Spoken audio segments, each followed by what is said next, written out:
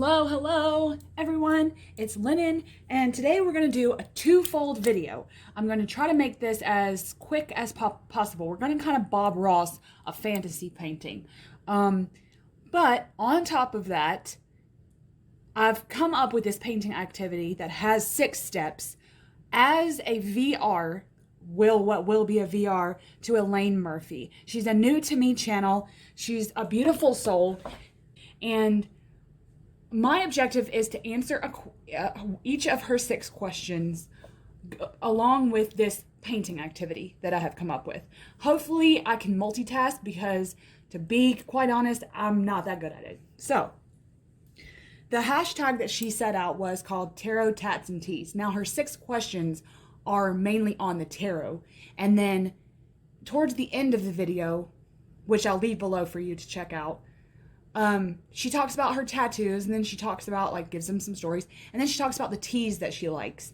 And I'll kind of go on the same kind of a thing. So the activity to start is called roll a painting, and it's pretty much like a kid's activity. Me and the kids really like to get the dice out and roll a drawing. Really, I haven't really done this with painting yet, but I made it up on the fly so that I could, like, paint and talk. I've learned since the channel's inception that I really like to do that. So this is what it looks like.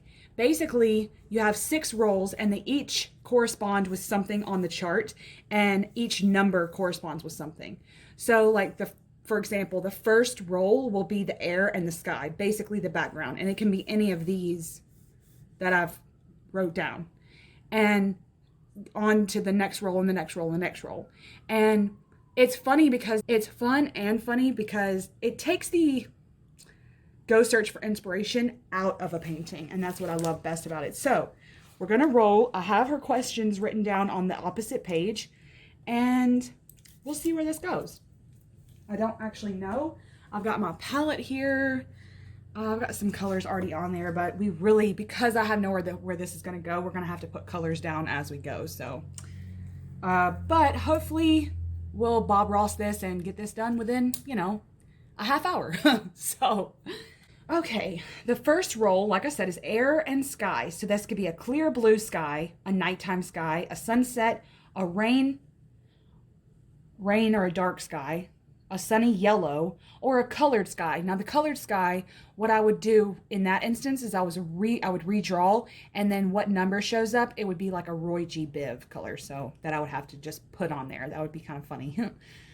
Okay. I rolled nighttime. Okay. Now, her first question is, how long have you been reading the tarot? That's a great question.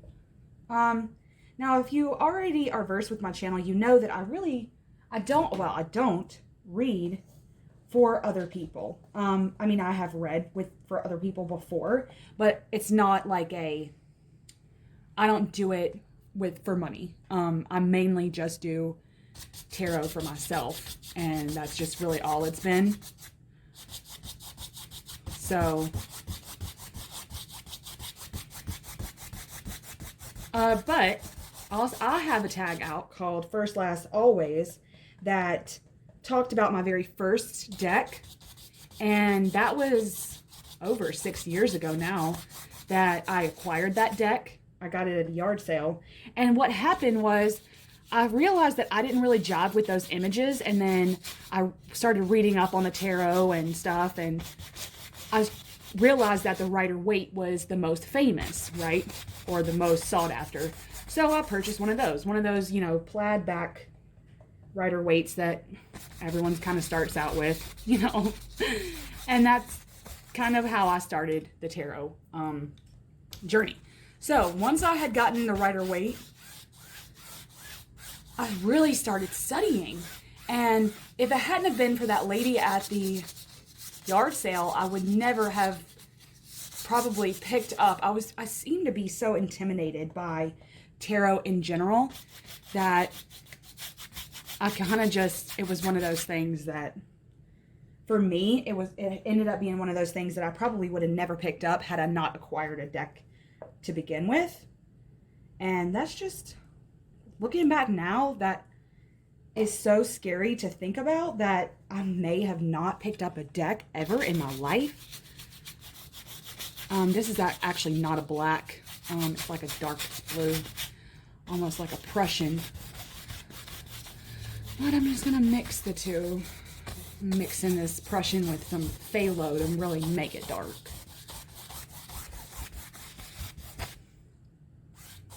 Just gotta get rid of the brush strokes. So, realistically, I'd say it's been about 6 years since I started studying and learning, and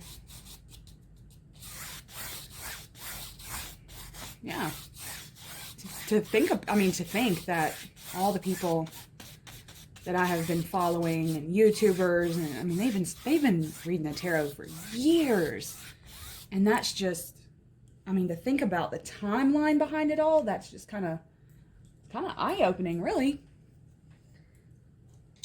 Okay, next roll is the background. So it's basically the background, what's the main object of the painting. Like I said, we're going to be doing this Bob Ross style. So just because I want it to be quick, and we'll go from there.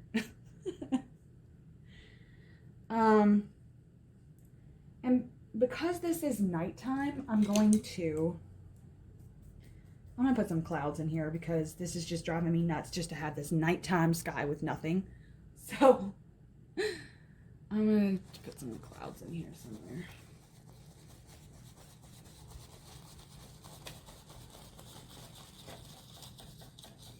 I love this tag that she came up with. I love the concept of, I don't know, talking about tarot, but then also having an opportunity to talk about other things in our lives.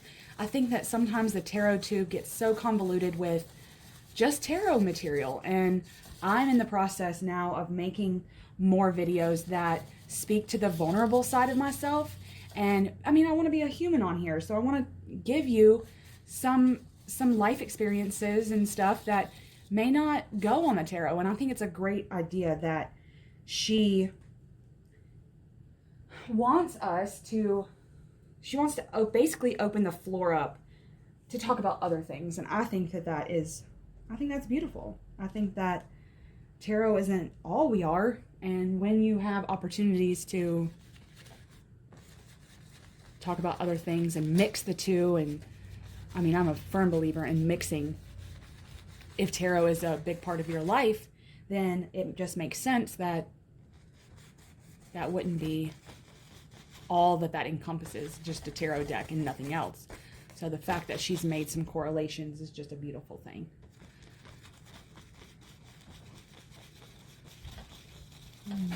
Okay, now I'm gonna fade these out.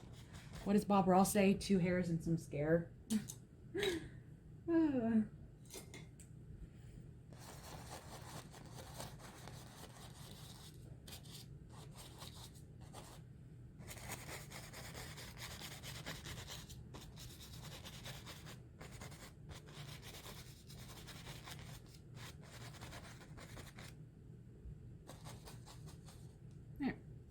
I mean, it's really all she has to write, right?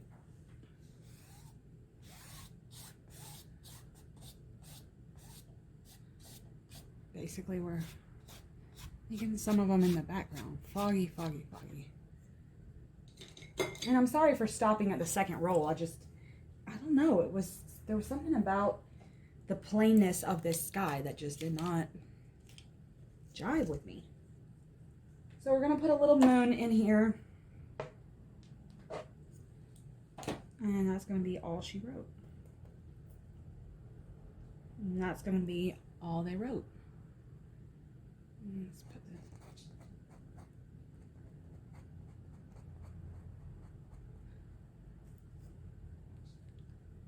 I mean, really put that white in there because it just needs to look like a moon sitting here.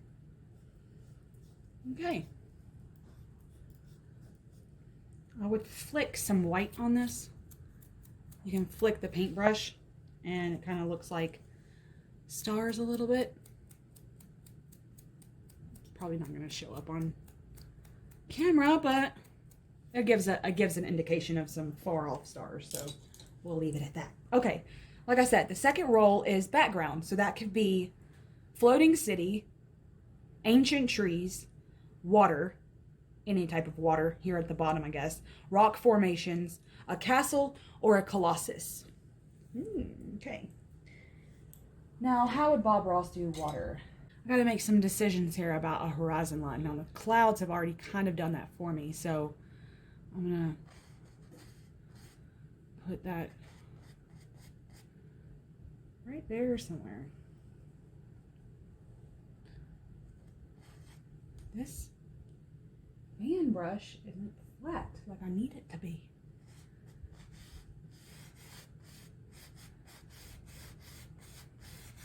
I'll just make this sea come all the way down. I mean, really.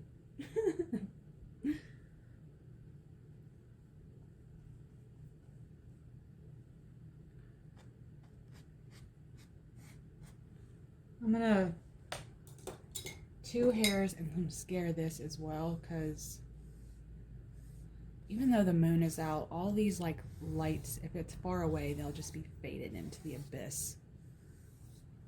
Kind of like that. I guess it kind of looks like water. I'm gonna actually put some darker color on the sides here, because if the horizon line is where it is, then the water out here will be darker than what's under the moon. So let's put some of that dark cloud or dark sky color in here. It would be mirroring that, right?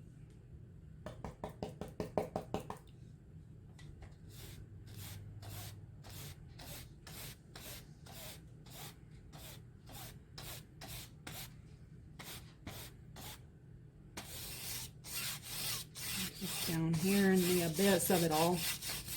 Same dark color way out here in the ocean as well. There. Huh, okay. Now the second question is, what is your favorite deck? Oh my goodness. This is a hard question for me, because I'd like to say my Thoth, because I use that for so much more than studying. I mean, more than just tarot. I study with it. It's a tool for like my witchcraft. I mean, it's so much more. But if I had to pick a deck that is a tarot deck that is a favorite of mine in terms of tarot alone, it would probably be my Tarot of the Crone, because I'm a firm believer in venerating our ancestors, and the way she depicts the art in that particular deck calls to me on an ancient level. And I'm an old soul anyway, so it pulls from that out of me as well. But I don't know, I feel like all of her decks are great. I know some people may say they have a favorite now, or a favorite, you know, this is my favorite right now, but really, if I really were to say this is my favorite tarot deck, it would be that Tarot of the Crone by Ellen Lorenzi Prince. But if we're talking about just generalizations, favorite deck of all time kind of a thing, then it would definitely be my Thoth. Okay, third role is the foreground. And I misspoke earlier. The background was a floating city, hills, a cityscape, mountains, sea, or desert, and we got that same kind of a role that's in the foreground. And I missed one, so I got sea, and so I misspoke. So this role is the foreground, a little bit closer to us, and it can be waterfalls, ancient trees, creek, like another water formation somewhere, rock formations, castle, or colossus. So this is what this role is. So let's roll the dice on my little table over here. And we got rock formations. Okay. Now I'm going to use a brown and a blue, because if the rock formations are anywhere in this picture, they'll be reflecting the blue of the sea. And so you have to mix some kind of blue in there. And for all intents and purposes, we're really trying to do this a lot like Bob Ross. So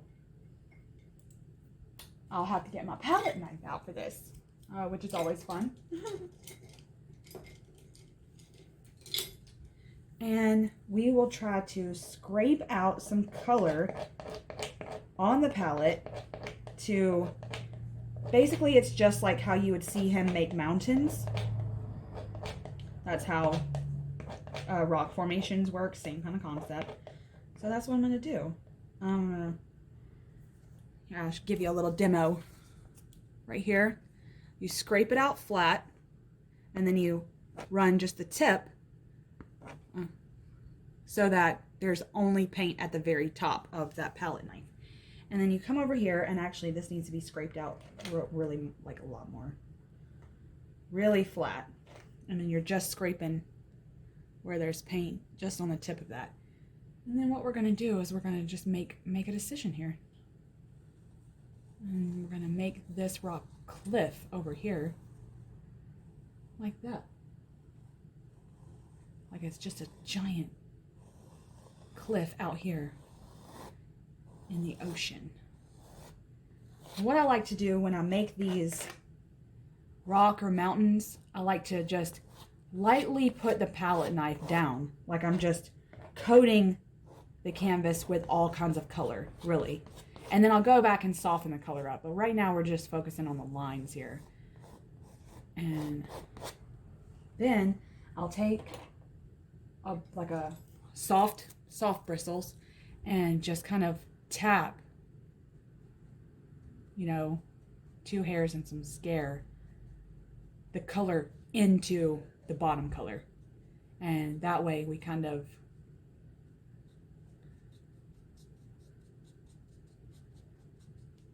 you know, get a blob there of color. And then we have to make the shadows, so to speak. There needs to be some color down here.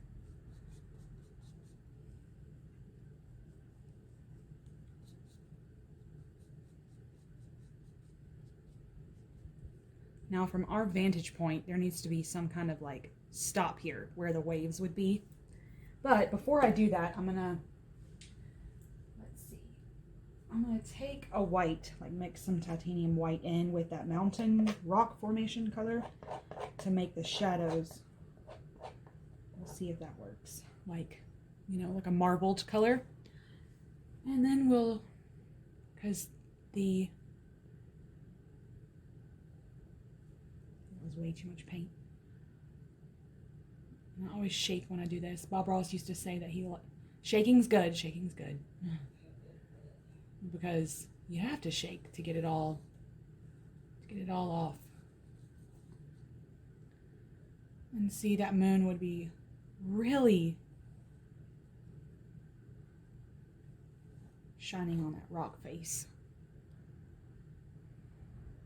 And I like to put some indications of some other things in here too.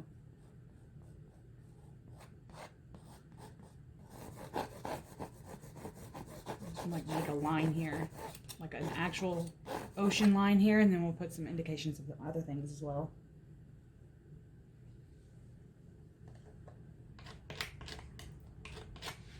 I'm gonna make another rock, like right here behind this rock, like that. This one's kind of dark.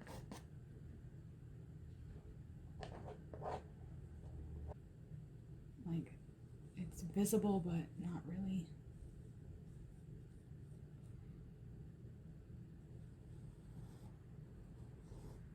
Still kind of in the abyss of this other formation. Something like that. And then we come back in here and we could put some like white here. Or some of that, like really just like a mountain color. Like a marbled mountain color, and make some indication that the waves are breaking on this thing.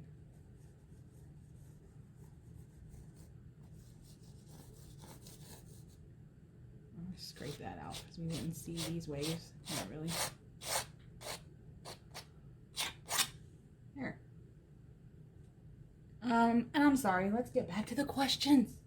What is the third question? How do you go about purchasing a deck? What are the influences? Oh, okay, that's a good question.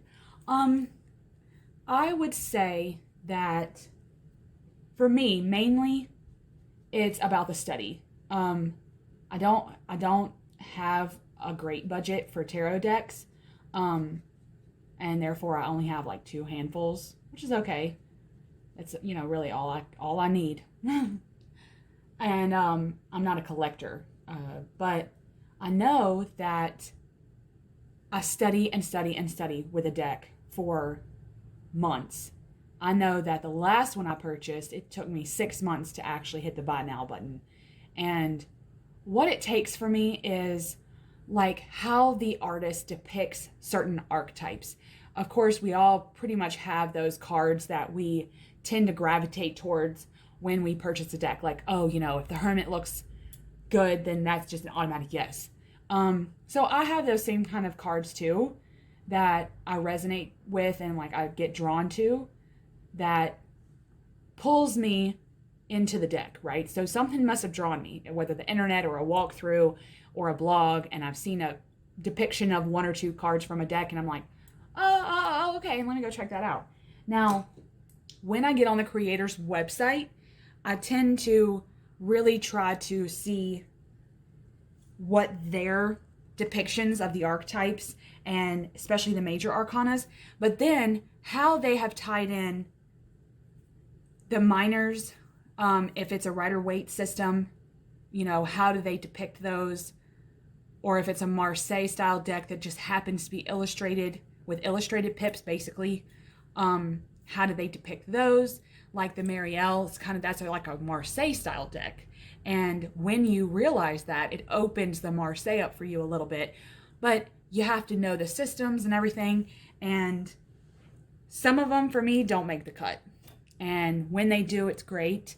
And they're actually tarot decks that I actually actively work with.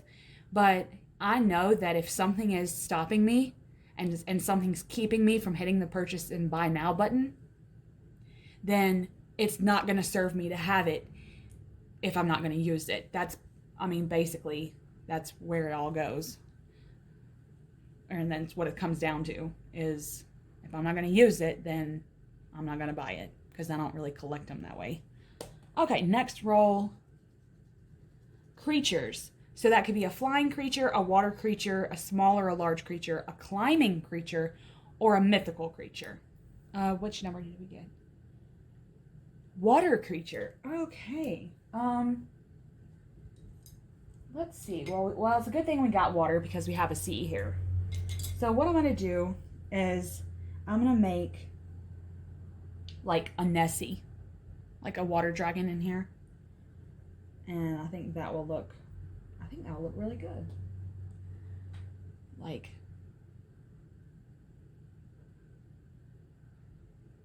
just enough to give us an indication that this may not be a sea on Earth.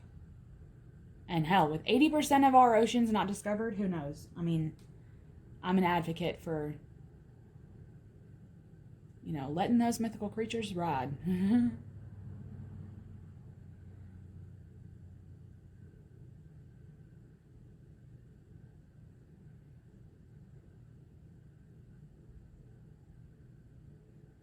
Let's pull that down because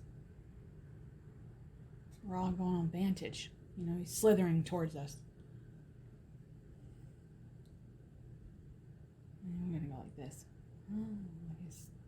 Their tail is way out there in the abyss. And if so, then this one needs to be bigger. And this one needs to be a little bit bigger.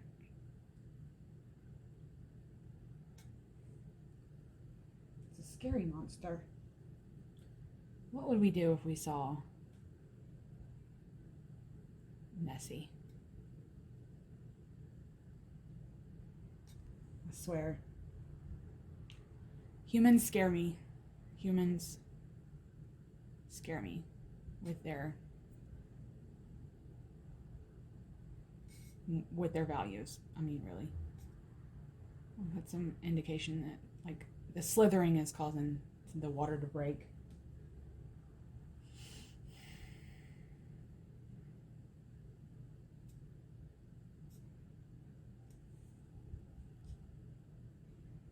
There. Oh, there they are, just kind of floating there. All right. The next question is, do you use one deck or multiple? And because I can't multitask very well, I'm going to do another rock formation to mirror this because I really want the focus to be the Nessie in this particular painting. So I'm going to paint another formation and we'll just see where it goes. Let's just say that if I come to the tarot with an actual question,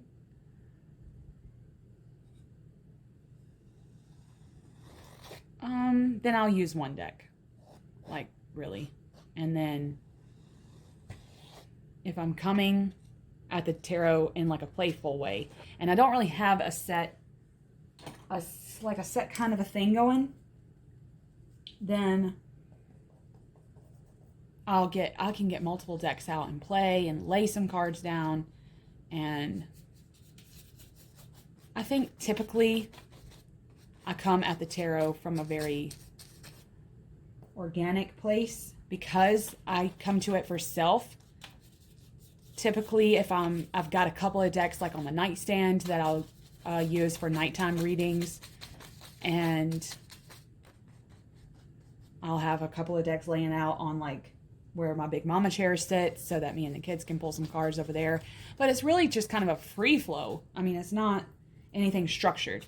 But if I'm going through some things and I want to journal about something specific or I have a specific question, then I typically just kind of go off my intuition as to which deck will lead me down the path of a certain question.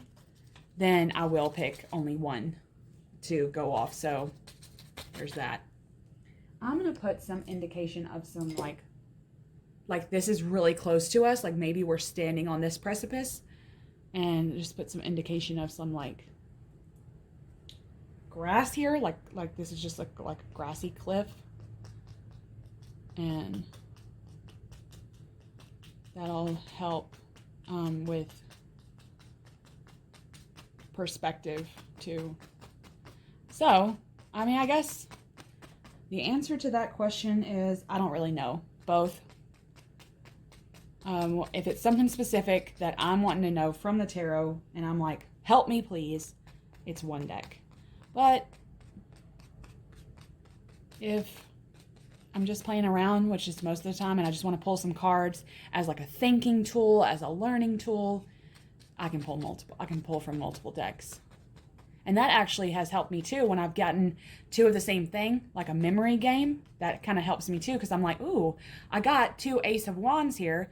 What do they mean in both decks? Like, what could they mean? And that's really helped as a learning tool too, for the tarot. Okay, doesn't look that good, but you know, this is just a quick thing here. All right, the next roll is extras. That could be a machine. Ooh, that would be interesting. A bridge. Flowers, big or small. So I could be making like giant flowers, like the Lorax trees.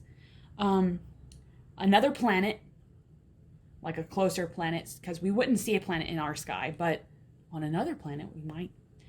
A ship. Again, that could be interesting. Or a warrior / champion, like someone holding a big sword, like he's about to go fight them. So let's see what we get. A bridge. Okay. Look at what we did here. I made this grassy knoll. Maybe we can make like a rope bridge between this cliff and this cliff. And how dangerous would that be if this was really something that we had to cross? I could not imagine that. So, I'm going to mix in like a brownish brown color because the moon would be hitting this. Where is my damn small paintbrush? Sorry, I'm having to get my itty bitty. Now, one thing that I'm going to say about this bridge is that it's going to have a post. Like, we're letting people know that this rope bridge is here.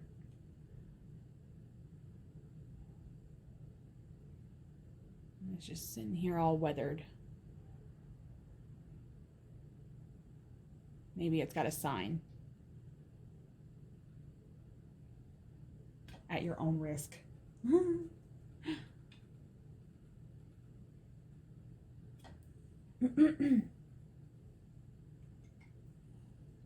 with this white, just put some indications like the moon is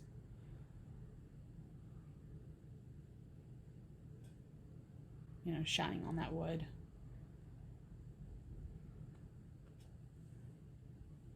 I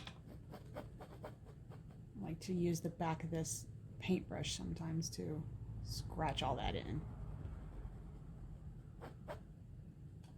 Okay, now we're going to actually get to the bridge.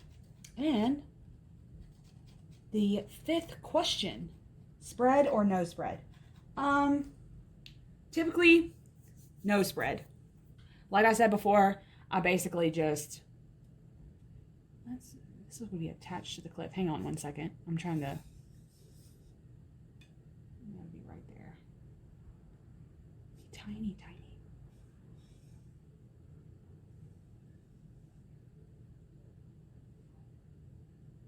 Ooh.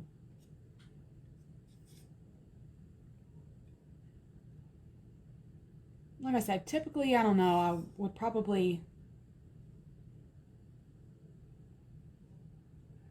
just sling some cards. I actually like the motion of like multiple cards, but I haven't used like the Celtic Cross where each position has had like a 3-card spread. It has like past, present, future. Each card position means something. And then you have to look at the card and the card meaning, and then you have to look at, it just puts layers on top of layers on top of layers of a reading. And I've never felt the need to do that. If, kind of like reversals, if I really think about it, the card's going to tell me what I want to know. And the card's going to tell me what I don't want to know. And if there's some shadow there, if there is some negativity there, if it pertains to love or marriage or whatever the hell, it's going to tell me. I don't have to have a specific spread position for it to tell me anything. The card's going to be honest, and just the fact that I have pulled certain cards lets me know certain things about what's going on, about the specific questions I ask, and I think that's the most important thing, is that we get so wrapped up in what the spread means and that we forget that the cards are the focus. The cards are what we're losing sight of when we dive too deep into spreads. And I made a whole video, like a Thoth video, on a divinatory exercise that he put in the back of his book of Thoth. And I remember thinking, he's got like a whole deck, one after the other, one card after the other to really, he felt like maybe there was room to expand on the reading and on the querent. And I got to thinking, this is way too many cards. Okay, you don't need this many cards to figure out what the reading is telling you. You really, really don't. It just seemed like it just opens up you as the reader. Basically, you're telling the querent, just keep pulling the cards until they tell you what you want to hear. And that's not real life, is it? That's not the type of mentality we want to give the querent, is, oh, the cards are wrong, That's not that's not the goal. So just kind of, I think that it kind of makes them distrust us as readers too. And that's not the goal. It's just really not.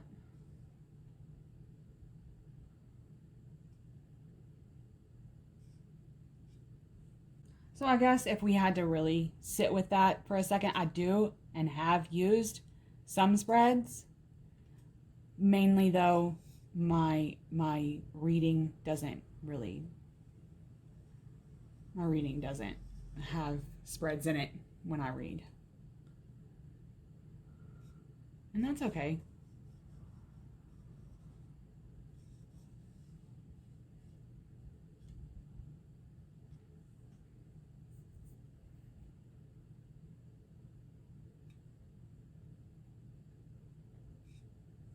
It's just going into the cliff here. Something. Okay. What's the next roll? The next roll is any of the 5 elements. So the 6th roll is any. You can pick any. So it's fire, earth, air, water, and spirit. And the reason I put spirit is because maybe we could put like an apparition of a ghost somewhere. And I mean, that's kind of what I thought. Or any indication of how you think of spirit. What did we get? Fire. Oh, okay. Let's see what we can do with fire. And what's the last question that she posed to us?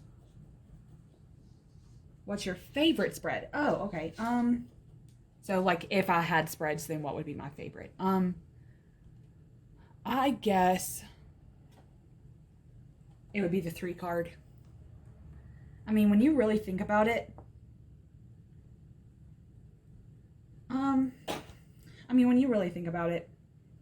for me, it seems almost, there's just so much you can do with a 3 card spread. I mean, it could be past, present, future, maiden, mother, crone, mind, body, spirit. It's just so.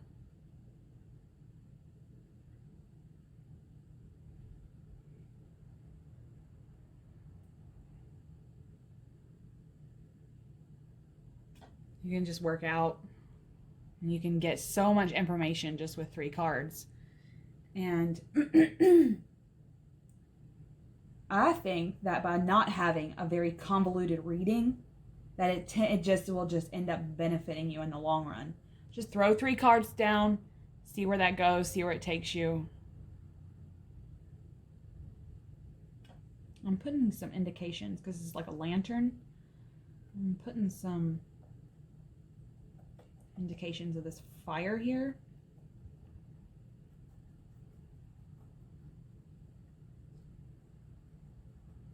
Like this is a beacon for the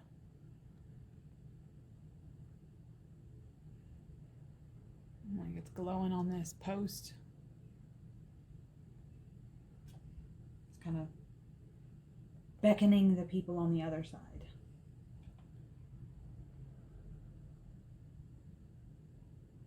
Like from a candle. And there's a groundskeep that lives in a little cottage off to the side of there. And he lights it every night.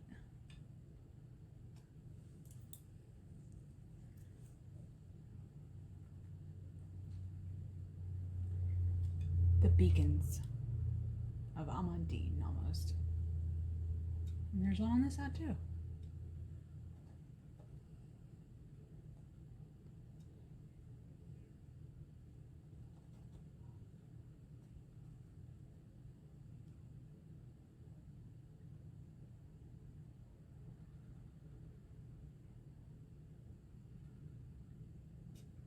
She talked about her tattoos. I actually love tattoos. I have 2 tattoos. That's the only 2 I've committed to. But to be quite honest, tattoos are expensive. And when I want a tattoo, I have to really earn it. And the ones that I have gotten, I mean, I've really loved the ones I've gotten. I have a trichetta on my ankle, and I've loved that for years. And then I met a Wiccan priestess, so she called herself that, and